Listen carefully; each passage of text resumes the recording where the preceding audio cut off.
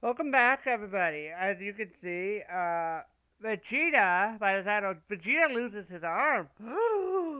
Can't wait to see how that Super happens. Ultra Vegito escaped to Universe 9, only to be erased from the sky by Lord Sidra. But after surviving just barely and penetrating both the God and Angel, Ultra Vegito would then go on to continue his God Killer rampage, decapitating the God of Destruction and then leaving his Angel to now suffer the same fate. And in today's manga, we will see exactly if things truly went to plan.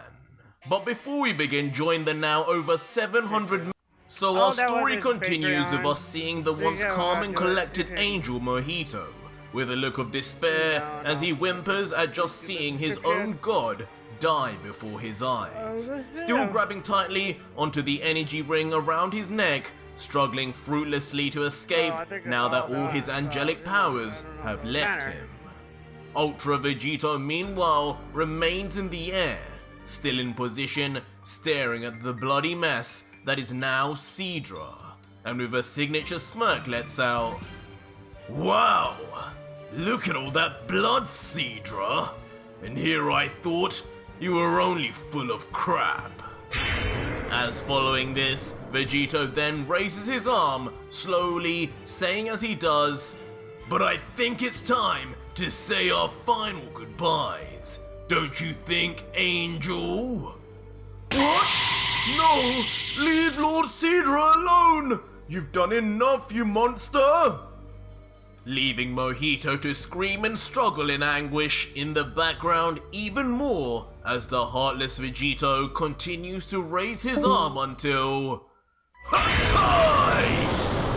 With a thunderous roar, Ultra Vegito shouts the final words he reserves for all gods after killing them, using their own technique to send them to the realm of nothingness. And like clockwork, Sidra's deceased and decapitated body then proceeds to disintegrate to dust. Like a sandcastle breaking down, the once god of destruction of Universe 9 is nothing more than a memory now. I mean, if you think about it, Ultra Vegito does have a point. Like, but at the same time with his rampage, they have to take unnecessary measures to take out a threat. Isn't that what they do sometimes in Dragon Ball Z? Even Super probably, where like if it's necessary, they do all means necessary. And that would be necessary to take out a threat like that, even though it wouldn't have worked. But they had to try it in a way. But at the same time, it is his fault that it all happened regardless, along with the other gods of destruction.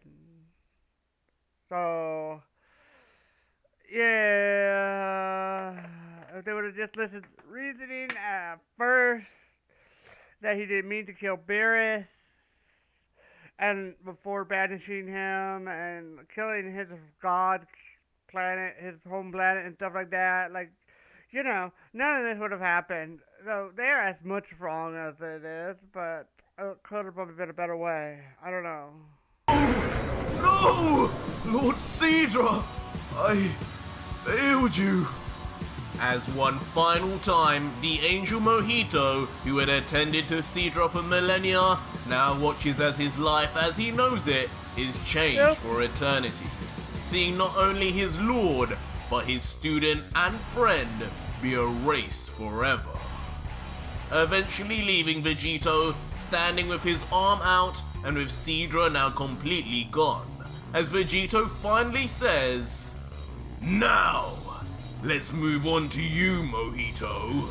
Want me to take your head off first, or do you prefer an old-fashioned Hakai while you're still alive?" Vegito! But now that sorrow and sadness has shifted completely to complete rage and anger, Now you know how unbefitting he of an feels. angel, as his emotions take over him and he responds, You demon! Mark my words, you will pay for this!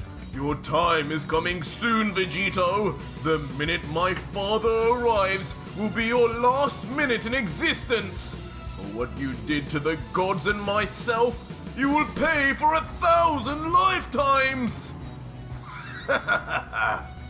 But Vegito, upon hearing this, is almost excited by the words, not bothered in the slightest by these same threats all the gods have made to him before, as he sarcastically responds, Oh, I'm quaking in my boots, Mojito. Not your big bad midget for a father. Oh, whatever will I do? Struggle and say all you want, Angel. You know as well as I do, this is the end for you. If I were you, I'd have made my last words a lot more positive than those. But each to their own, I guess. Enjoy nothingness, you weakling! As Vegito, just like before, begins raising his hand, ready to close it at any instant and snap off Mojito's head identically to Cedra's, upping the tension as he grimaces his face, staring at Mojito and yells, "Ah!" But suddenly something happens. Vegito's face becomes full of shock as on his left shoulder, blood begins to pour out. But from what? Ooh. Let go of my brother, demon! What? As out of nowhere, what appears to be a young girl suddenly falls from the sky, wielding a familiar staff that effortlessly cuts through Vegito's arm like butter, What? shockingly severing it completely from the God Killer as he watches it separate in complete shock. You! My arm! You! Leaving him to be left unable to even form coherent sentences from the completely unexpected turn of events. Wow. As it is soon revealed, finally, the young girl is none other than Kusu, the Angel of Universe 10, who was mysteriously missing from action when Vegito assassinated Rumchi. An overlooked mistake he will now regret for the rest of his life. As Kusu continues, I'll be taking those rings back now, Vegito, even if it means with your arm itself too. I have no idea why Lord Rumchi instructed me to stay when he went to confront you, but nothing will hold me back now from protecting my siblings. Kusu, I thought you had died. There's no way. The sudden arrival, of course, of the petite angel causes Mojito to instantly question in disbelief whether what he sees is really his older sister or just a last, fleeting apparition before his untimely death. But eventually, Kusu moves from the stunned, in paralysis from the shocked Vegito and flies straight towards her brother, yelling, Mojito, are you okay? Which immediately then validates Mojito's thoughts as he yells back with a beaming smile, Kusu, it really is you! I can't believe it! Good going on injuring that monster! You really saved me, sister!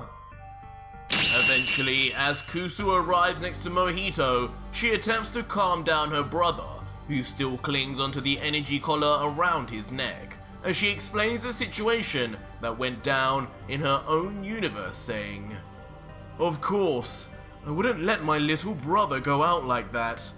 This Vegito has already managed to erase Lord Rumchi, and even killed 2 Supreme Kais while he was at it too.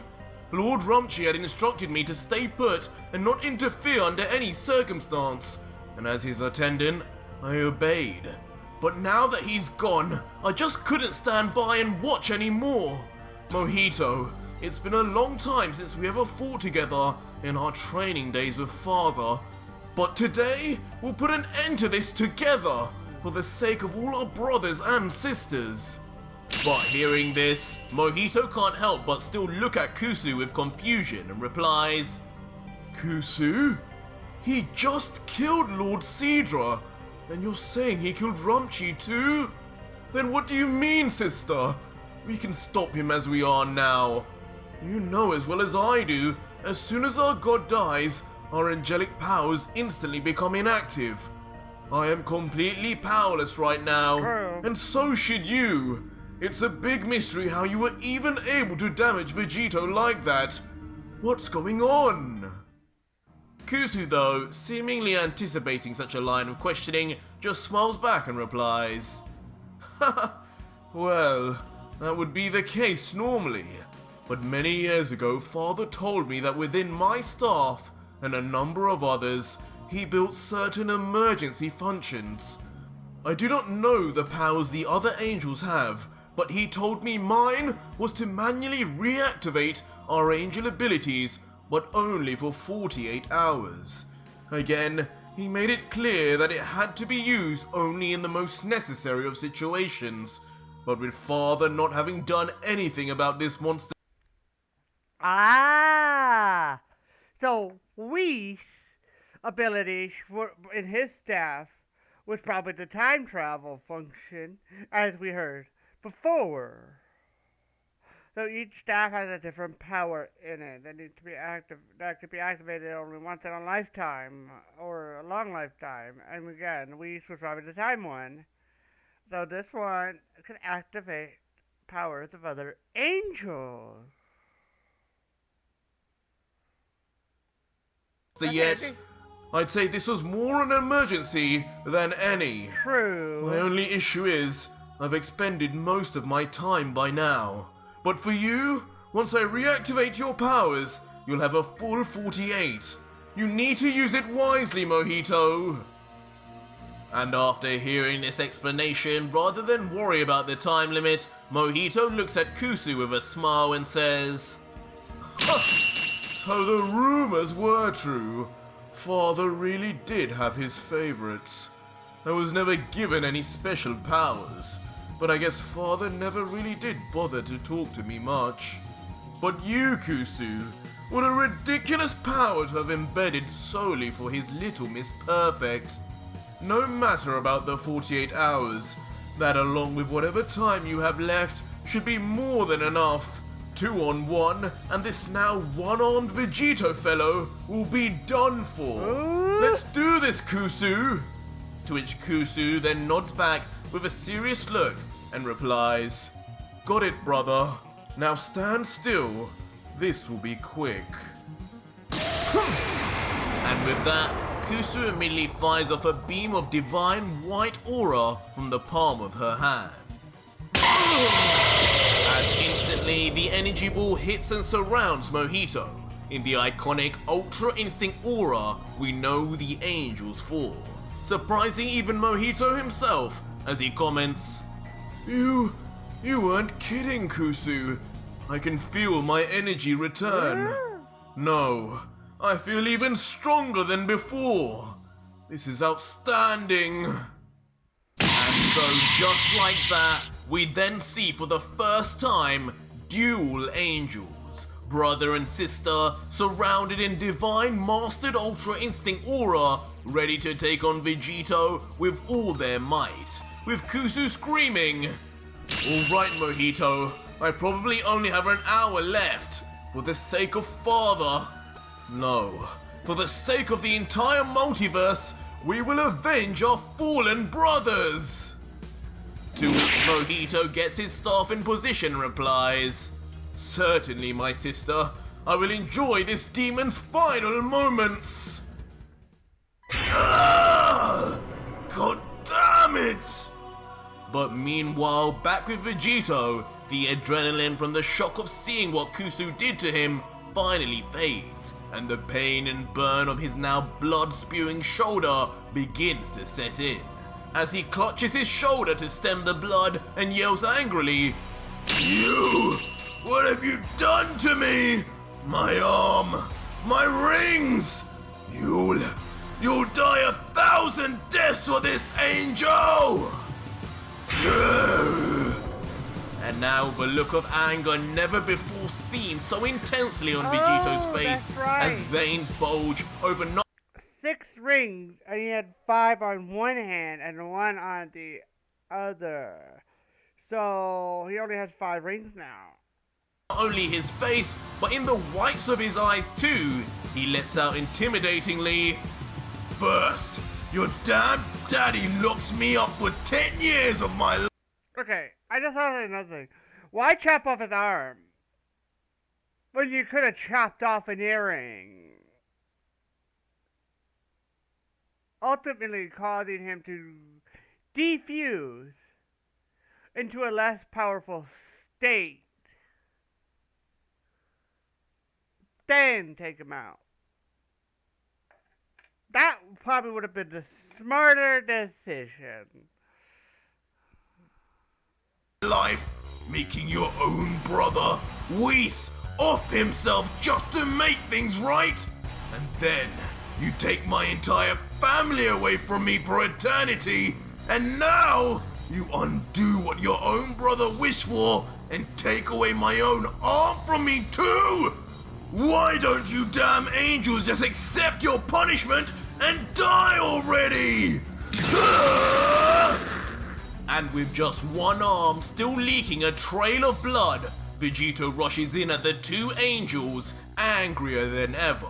But unfortunately, weaker too than ever after training for a year non-stop in the GT timeline, surviving a planetary Hakai, and Hakaiing Lord Sidra, all without a second of rest.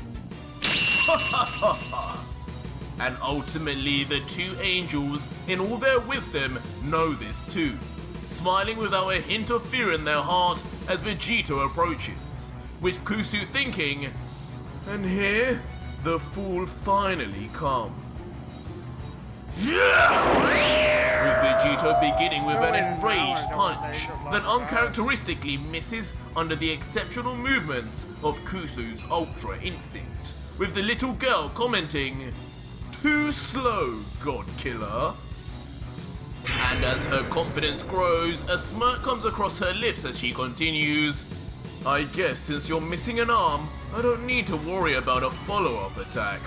I guess it's my turn now then."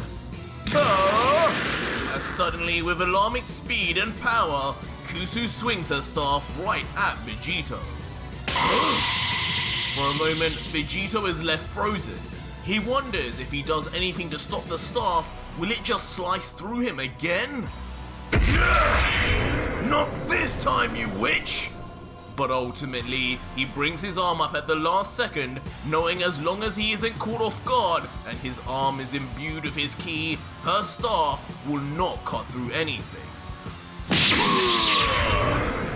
But unfortunately, even with that block, there was nothing in the way now to defend himself on the other side as Kusu instinctively follows up with a kick that lands, sending Vegito flying as he thinks, "Damn it!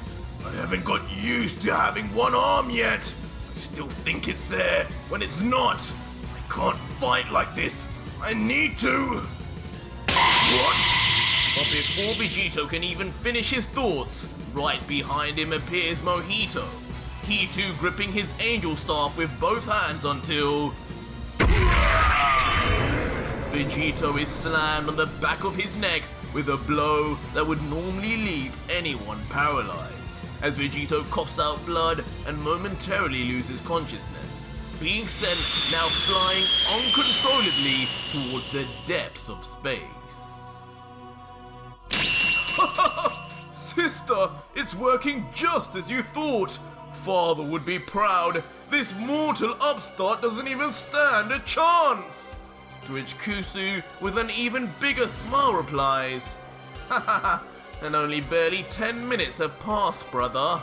We still have plenty of time to finish this, and have some fun with him too." As the two ferociously continue to chase after Vegito's vulnerable flailing body, still not satisfied with the damage they've already inflicted on the same. Eventually though, Vegito manages to regain himself in the midst of space, staring into his impending fate as both angels rush in. In the brief seconds he has left, he continues to think to himself, "No, this isn't how this was supposed to go. I've lost too much blood and energy. Surprise attack after surprise attack has drained all my energy just trying to survive. And with one arm, I don't have a hope in hell of defending myself to pull off a win. What is even going on here? We said their powers should have deactivated the minute the gods died. It happened with Korn. Why isn't it the same here? Something is wrong, but I don't know what. I need to get out of here and regroup. Hello, God Killer! Miss us? But time is cut short, as in a flash, both Mojito and Kusu appear before the same menacingly, smiling from ear to ear knowing just how helpless the once feared God Killer now is. As Mojito says, "Now be a good boy and let me chop off that other arm too. I wouldn't want you to use those remaining time rings, would we, Kusu?" Solar Flare! But while the cocky angels take their time threatening the thought-to-be helpless Vegito, the View Saiyan unexpectedly takes a page from Tien Shinhan's book and unleashes an incredible bright light that blinds even the angels. No, Kusu! We took too long! As both Mojito and his sister close their eyes momentarily and cover them from the burning bright light, leaving Vegito finally some time to make his escape as he says to himself, "Got him! Enjoy seeing nothing but white lights, you freak! A little gift from one of your victims. His name was Tien." And just like that, Vegito rushes off, leaving the two angels in his dust, his arm still bleeding as he looks back knowing he can't even risk attacking them in this state. All he can do is run, whether he likes it or not. Over there! And within seconds, Vegito plots course to a random planet below to find anywhere at all to hide or recover in some way. He still has some of the time rings left, but would he really escape without retrieving his arm to reattach? Eventually, Vegito arrives on the surface of the planet with a small thud, and for just a brief moment, he looks around to survey his surroundings, thinking, "What? This planet literally has no life force at all. It's nothing but rocks.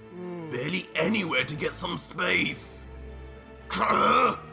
As Vegito then grunts as he continues to run frantically to find any sort of cover to hide from the hunting angels above, thinking to himself, "There's got to be something around here. How can this massive planet not have even a hint of life? Android. It's basically a glorified moon." Finally, this will do for now. But eventually though, Vegito does find himself at the foot of a large cave entrance. Pitch black inside, he decides to enter with his godly energy signature completely untraceable. But once inside and calming down in the darkness, he begins to think on his next moves, still grabbing onto his bloody shoulder, trying to remain conscious. They should have recovered from that solar flare by now, but they'll never figure out I'm here. They probably think I escaped with the staff, or even my current time rings. But there's no way in hell I'm leaving without that arm. Each of those rings provides instant access to another timeline. And on top of that, if I get that arm soon enough, I'll still be able to reattach it. Oh, we know exactly how important that arm is to you, demon!